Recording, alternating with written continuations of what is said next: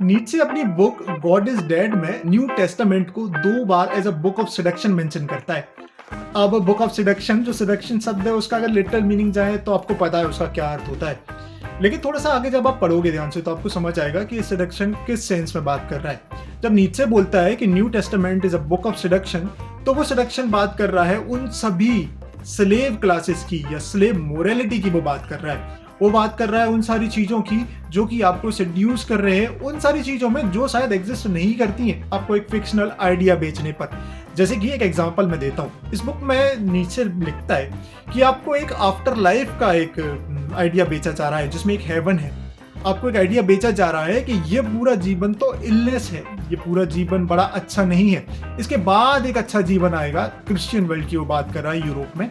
तो उसके बाद जो आपको दुनिया दिखाई जाएगी, ये वो दुनिया क्या है? ये दुनिया बेसिकली आपको सेड्यूस कर रही है इस जीवन से आगे देखने की ओर। एक ऐसा झूठा आइडिया आपको बेचा जा रहा है और वो आइडिया बेचना हमारा शब्द है लेकिन नीचे उसको लिखता है सेड्यूस करना। फॉलोड बाय अनदर एक और एग्जांपल वो इसमें देता है कि जो भी क्लासेस हैं या कहें कि जब एक व्यक्ति बहुत गरीब है, वो पॉवर्टी में है, बहुत ही ज्यादा उसके पास दरिद्रता है, उस दरिद्रता को उस समय न्यू टेस्टामेंट का बहाना देते हुए स्पिरिचुअली अपलिफ्टिंग बोला जाता था। यानी कि एक इंसान जो बड़ा गरीब है वो कभी सोचे ही ना कि इस स्टेट से उसको बाहर निकलना है, उसको जीवन में कुछ बेहतर करना है, क्योंकि उसे तो स्पिरिचुअली अपलिफ्ट बोल दिया गया। इस कारण से ये वही रीजन है कि आपको सेड्यूस किया गया हमेशा पॉवर्टी में रहने के लिए, हमेशा गरीब रहने के लिए।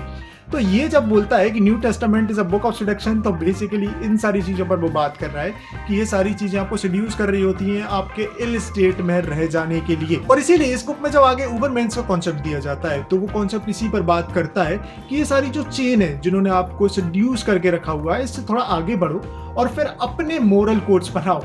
You come out of this moral slavery जो आप पर थोप दी गई है।